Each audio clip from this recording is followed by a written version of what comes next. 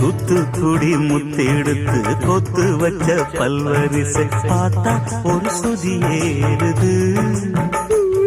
அடியாத்தா மனம் சுரம் பாடுது.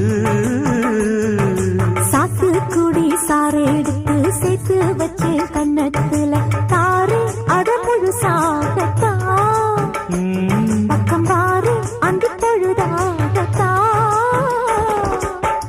ஒன்னத்தான் தொட்டதும் தொட்டதும் கொங்கும் தேன் சொட்டுது சொட்டுது. சூடேறும் பொதுவாகத்தான் சுகம் ஈடேறும் மெதுவாகத்தான்.